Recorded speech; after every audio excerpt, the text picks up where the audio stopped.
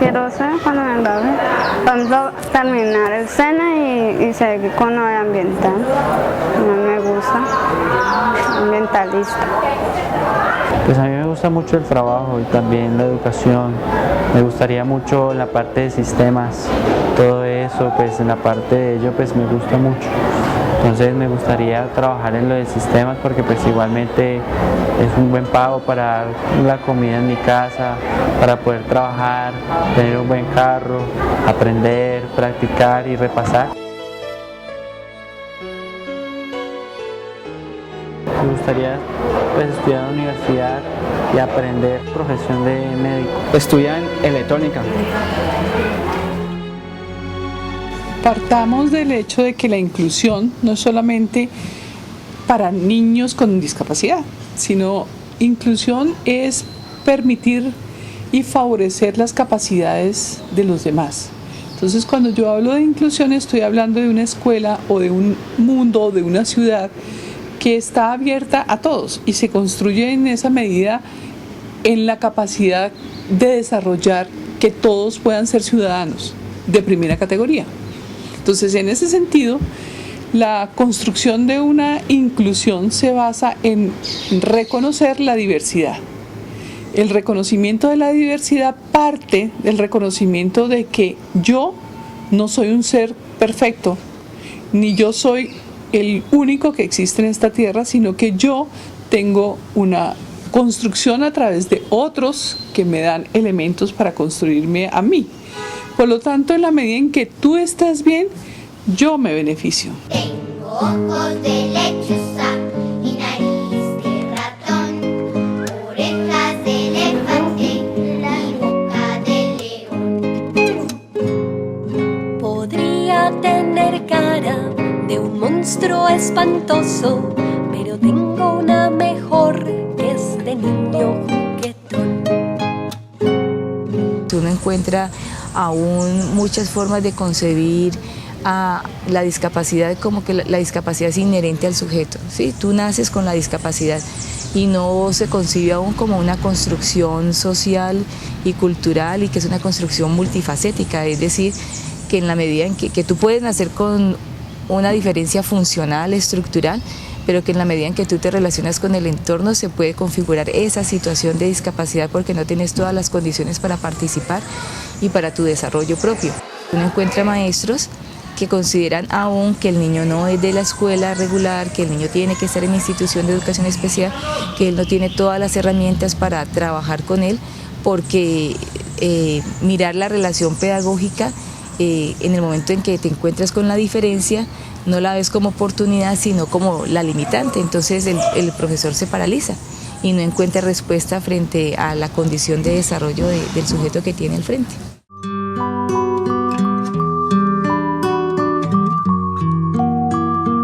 Si yo fuera presidente de Colombia, entonces decidí más bien venirme para acá, para Yumbo. Entonces aquí estudiando.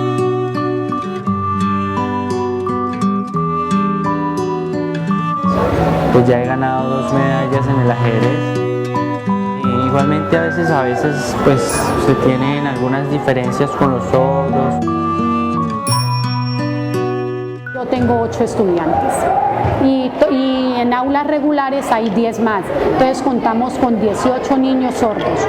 Ha sido bastante difícil porque los estudiantes no tenían el intérprete, entonces los docentes de las áreas presentaban muchas dificultades para llegar a los estudiantes y los estudiantes también para poder entender a los profesores. Quizás aquí en cuanto a lo de la discapacidad, en cuanto a los sordos, todo ese tipo de cosas, pues quizás algunos se han desanimado por la falta de intérpretes. Antes se sentían ellos muy solos, aburridos, porque el profesor llegaba y se volteaba.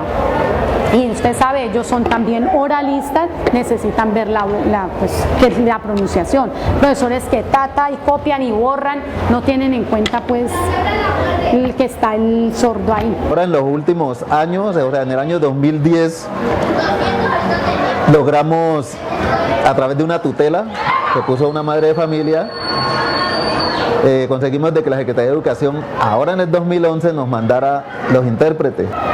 Por ejemplo, cuando no estaba el intérprete, pues me tocaba esforzarme mucho. Pues me tocaba a mí pues ver cómo los profesores hablaban, cómo enseñaban y pues pero por lo general a veces no entendía esa situación y me preocupaba mucho. Entonces ahora con el apoyo que tienen ellos con el intérprete, entonces imaginé que académicamente los niños iban mal y ahora ya van ocupando el 5.º puesto, el 3.er puesto. Se ha visto pues el progreso con referente a los intérpretes. Yo me relaciono con Camila de una manera muy chévere, pues para todo andamos juntas, no siempre usamos las señas, más que todo ella me lee los labios a mí como yo le leo los labios a ella también. Yo al principio yo no sabía nada porque yo no sabía nada de mudos, entonces yo me comencé a hacer con ellos para comenzar a atender más y gracias a Dios ahorita me puedo comunicar con ellos más fácil. Al ver cómo ellos en parte no son reconocidos, en parte no se les da una importancia, al ver cómo su propio lenguaje es ignorado por muchos. Entonces, al ver ese tipo de necesidad, nació en mí como la colaboración, el poder aportar, el poder ayudar mediante ese lenguaje que pues precisamente fue aprendido gracias a un sordo que me enseñó a mí el lenguaje de señas. Entonces, ver ese tipo de cosas, el ver cómo ellos comparten su cultura hacia nosotros los oyentes, cómo expresan su confianza, entonces nació allí el poder yo esforzarme por ayudar a los demás sordos. Que el Estado entienda que la lengua de señas debe ser necesariamente una alternativa, es decir, así como se trabaja el idioma extranjero, debiera trabajar la lengua de señas para que haya mejor comunicación con nuestros estudiantes. Pues trabajar con ellos es una experiencia satisfactoria, algo muy enriquecedor porque yo aprendí el lenguaje de señas, pero hay que estar dándole, practicando. Si uno está practicando se le olvida y cuando uno se equivoca los mismos niños le explican, entonces de esta manera a ustedes no se le olvida. Faltaría para mí un curso, un área, digámoslo así, un área de niños sordos o áreas de señas. Sería bueno esta área de señas para todos los niños que estamos estudiando acá, me incluyo a mí incluso. Ellos son muy fuertes y son más inteligentes que uno porque aprenden súper rápido. Antes al revés, ellos nos enseñan a nosotros, en vez de nosotros enseñarles a ellos nos enseñan a nosotros. Ya logramos tener unos estudiantes de transición y ya hay estudiantes que están en 8º. Y es mucho pues lo que hemos logrado. Entonces el programa debe seguir. Nosotros pensamos que puede ser la primera institución acá en el municipio, si no en el valle, pues que va a graduar estudiantes sordos incluidos en las aulas regulares. El lenguaje signado favorece otros lenguajes que no son explícitos, que son los lenguajes de adentro. Entonces el lenguaje signado favorece esa información a través de las manos, a través del gesto, a través del cuerpo, a través de la expresión corporal. Tenemos Ciudad Sorda, cuentos en lenguas de señas, material informativo de prevención de educación sexual en lengua de señas.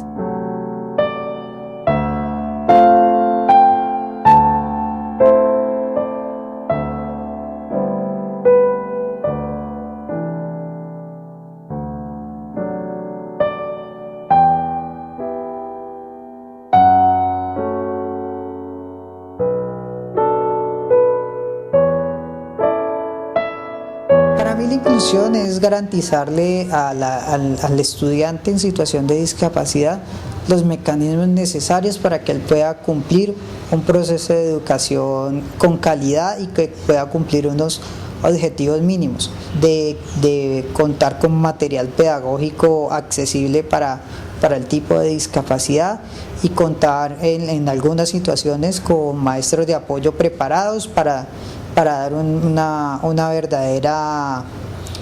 verdadero apoyo a esos estudiantes y a los docentes en la parte pedagógica y de vinculación en la educación.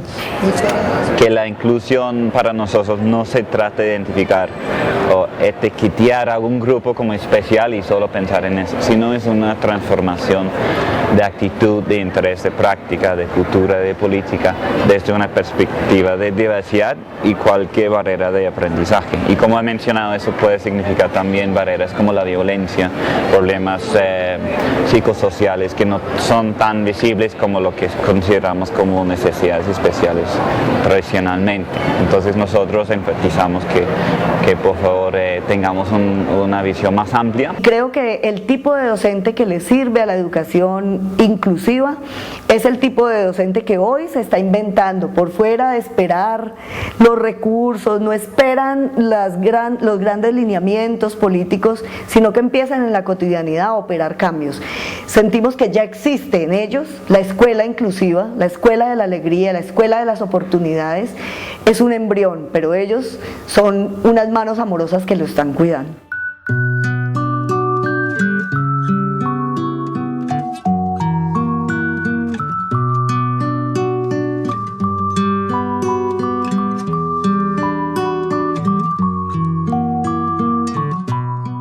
Pues un poco dura, pero me ha ido acostumbrando pues a lo que es como la vida, a lo que es, sí o no, a saberme expresar y valorizar de la vida.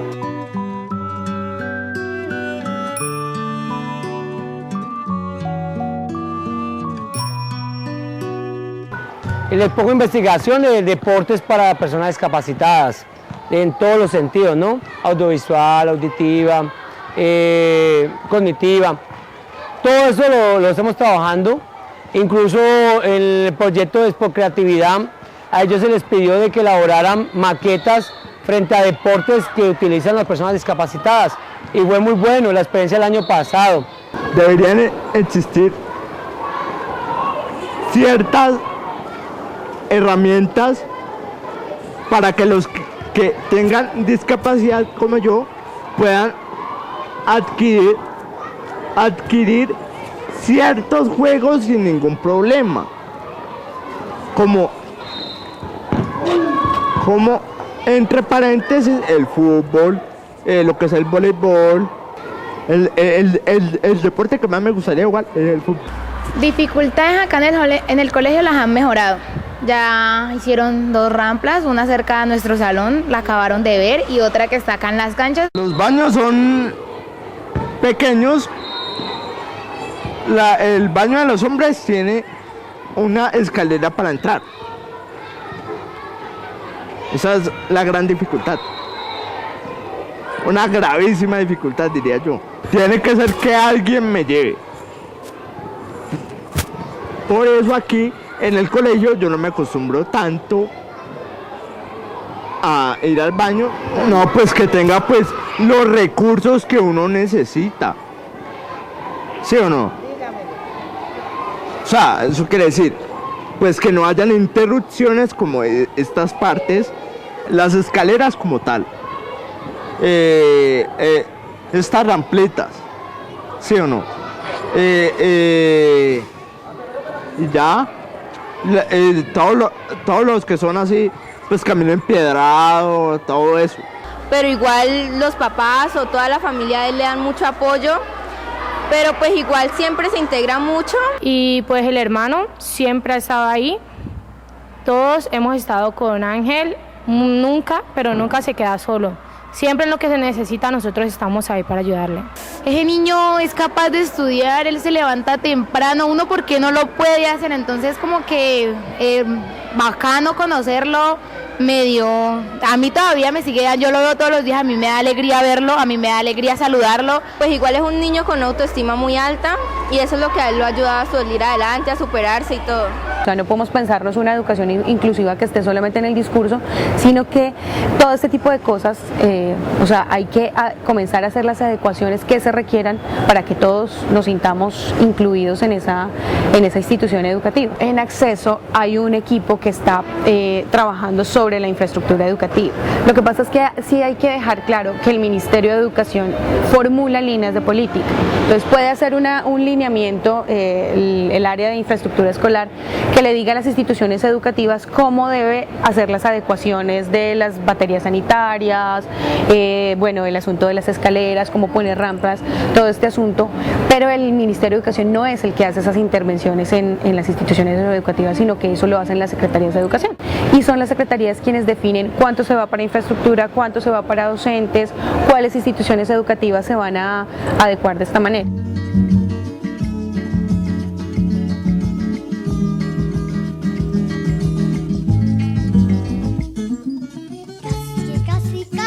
Agarro la luna para ti, así que casi, casi tan cerca estuvo de mí. Casi, casi, casi, carita con cara, casi que casi, casi allí en tu ventana. Tenemos el caso de un niño de una de nuestras sedes que está en segundo de primaria, tiene 11 años. Y él tiene, aparte de un déficit de atención por hiperactividad, tiene también un trastorno esquizoide. Simplemente un día vi que él me pidió colaboración, mi dijo, profesora, venga, le ayuda a hacer esto, y yo le dije que sí, entonces ya vi que por ahí podía mantenerlo un poquito más controlado, le entusiasma mucho colaborarle a los niños. Por cierto, hace un momentico estaba haciendo una evaluación de divisiones porque es muy bueno para la matemática, es muy bueno para la matemática. Fue el primero que entregó, sacó 5, entonces al momentico me dijo, profesora, ¿le puedo explicar a tal niña dentro del examen? Entonces yo le dije, vaya pues y le explica, va pues colabórele, y se concentró y ya se estuvo todo el tiempo mejor que los otros hicieran el examen porque él estaba ayudándole, explicándole a la niña hacer el examen. Y otra cosa que de pronto he notado es que los niños lo rechazaban mucho, ya ahora no me lo aceptan mucho, pero ya por lo menos cuando no entienden algo, profesora, ¿le puedo decir a Jorge que me explique? Entonces ya es algo que de pronto está teniendo más aceptación dentro de sus compañeros. Cuando Juliana llegó la primera vez al salón, entonces llegó muy alegre, muy sonriente, pero llegó golpeando a todos sus compañeros. A las niñas las pellizcaba, las arañaba, les jalaba el cabello, les quita el color, les quita la hoja. Entonces los compañeritos empezaban, no la siente en mi mesa, el rechazo que generalmente se ve, no la siente en mi mesa, no quiero, Juliana esto, Juliana lo otro. En muchas ocasiones me tocó sentarla al pie mío, al pie donde se sienta la profe, para que no hubiera dificultad en el grupo. Un día simplemente la niña me dio por sentarla con los de cuarto. Entonces los niños de cuarto ya saben que Juliana se sienta con ellos y a ellos sí no les hace nada. La relación de los estudiantes creo que es un poco más darnos la oportunidad de que ellos experimenten y que vivan esas experiencias del compartir en el cotidiano, y eso fluye, no es tan complicado, no es tan del detalle. Yo manejo el grado primero. A ver, yo tengo en mi aula 5 niños de necesidades educativas especiales y tengo uno con capacidades excepcionales. En menos de un minuto hago las tareas. Un niño muy juicioso, le gusta mucho el estudio, muy dedicado a su estudio, hasta ahora le ha ido muy bien. ¿Cómo descubrí yo las capacidades excepcionales de ese niño? Resulta de que este niño es el niño pilas y se me ha convertido en el niño problema del salón. ¿Por qué? Porque mientras que los otros se demoraban 2 horas haciendo una actividad, él la hacía en 5 minutos. Entonces yo decía, pero ¿por qué? Y empezaba y todo le quedaba bien. En los exámenes sí saco 5, pero en las disciplinas llevo un 1 o 2. Por cansón. ¿Y qué es el cansón? Que juego mucho a los compañeros. Que en disciplina, y no sé por qué en disciplina le va tan regular, no sé. O sea, pero ¿qué hago con Johan? Entonces, ¿qué hago? Entonces, consulté con la profesora Dora Fátima, que es la especialista en necesidades educativas. Entonces ella me dijo, pues como él trabaja y todo le queda muy bien, entonces anda más allá con el niño. Entonces empecé, Johan, vamos a ver las tablas. Entonces empecé a trabajar en las tablas, se aprendió las tablas, ya le empecé a enseñar multiplicaciones y la cogió rapidito, ya por 2 cifras. En ese momentico él está en primero y ya está manejando la división. Dibujamos con los brazos, con el cuerpo dibujemos, con los codos, con los pies y con la nariz también. En el cielo y en la tierra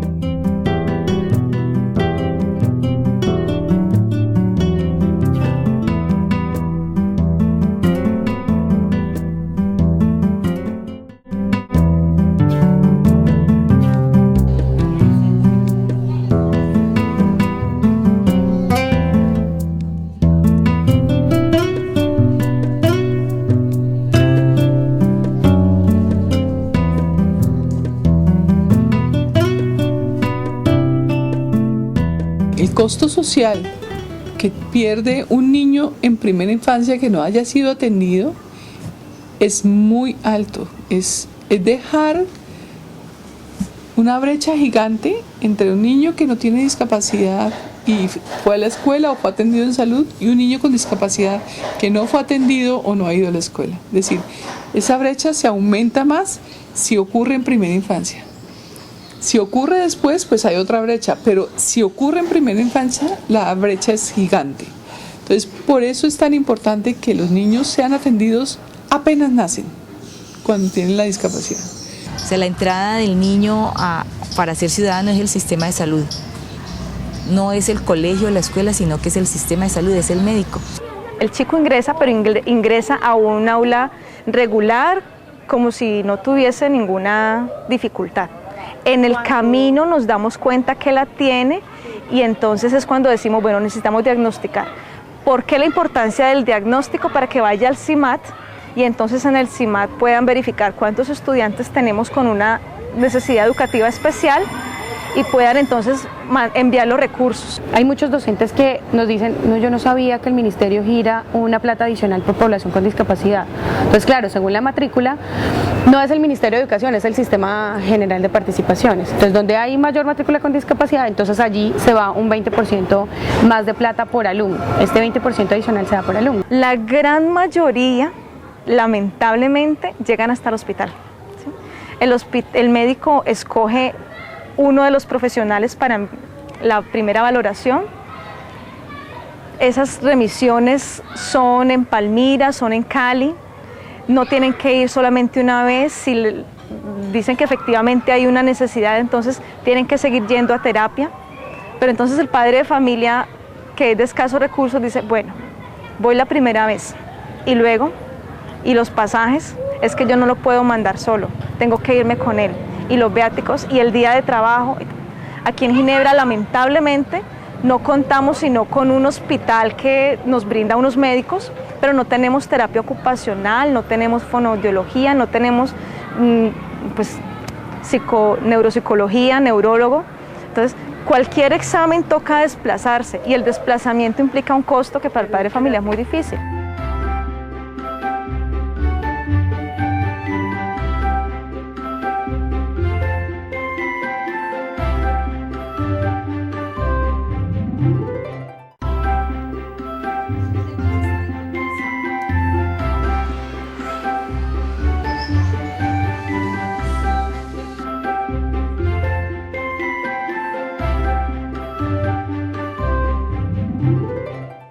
El gran potencial desperdiciado es el de la propia población que tiene capacidades diferentes.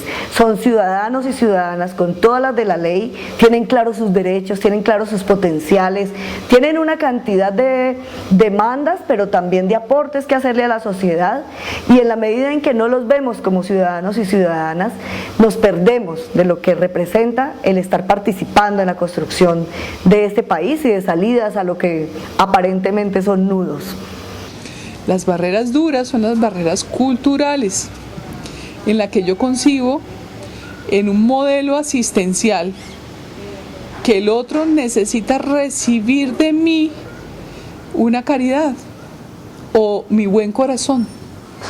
Y entonces yo le doy al otro eso que yo creo que es necesario para él.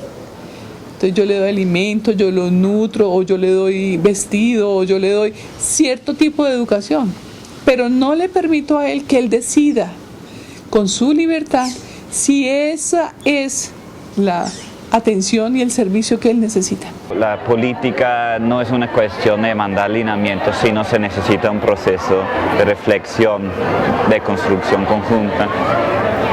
Y eso requiere una participación real desde lo más pequeño. Entonces implica también movilizar la sociedad civil, los mismos niños para que exijan sus derechos, para que muestren, mira, esto es lo que hacemos en este proyecto, para que el gobierno lo tenga en cuenta, para que todos puedan también disfrutar de sus derechos. Desde la dinámica institucional escolar, el nivel de participación de la población en condición de discapacidad es simplemente la apertura del espacio a que permanezca allí.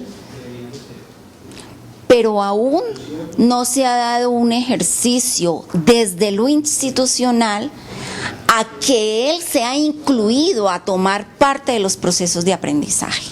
Se les entretiene y se les tiene dentro de un concepto aproximado de protección, porque es que es mejor que esté allí que esté en la casa abandonado, pero no, su nivel de participación no lo lleva todavía a un nivel de hacer parte y tomar parte de sus propios desarrollos a las capacidades que pueda expresar. Nos queda una cantidad de preguntas que nos guían, que nos sirven de utopía para poder seguir caminando. Son esos faros que allá vemos en la distancia, y es de qué está perdiéndose la educación en el Valle del Cauca por no celebrar, incluir la diversidad como una potencia. ¿De qué nos estamos perdiendo cuando seguimos viéndola como un obstáculo? ¿De qué nos estamos perdiendo cuando desaprovechamos ese gran potencial que representan las familias? La mayoría de avances legislativos se han iniciado porque una madre o un padre han interpuesto una tutela, un derecho de petición, se han hecho cargo de sus derechos y de los de su descendencia. La experiencia en educación inclusiva es una experiencia de vida. Cuando tú de alguna manera empiezas a vivenciar ese sentir de maestro y empezar a ver al estudiante como un humano que está en proceso de desarrollo y que tiene una cantidad de potencialidades que desde ahí puedes aprovechar para que desarrolles todo lo que en algún momento se puede pensar en términos académicos, pero no dejarlo netamente en lo académico, sino también pensar en el humano, pensar en temas de su proyecto de vida, de que finalmente la educación que allí se va a impartir es una educación que le va a servir no solo para que diligencie o llene cuadernos, sino también para que sea feliz, para que aprenda a convivir, para que aprenda a compartir, para que aprenda a ser un humano que se comprende, se acepta y que también de alguna manera aporta a otros, y con lo que va aprendiendo empieza a ser un sujeto que ejerce una ciudadanía que favorece a todos, a él mismo y a todos. Cuando potenciamos al otro en la capacidad, permitimos que el otro florezca y huele. Así sea para otro lado, que no es el nuestro.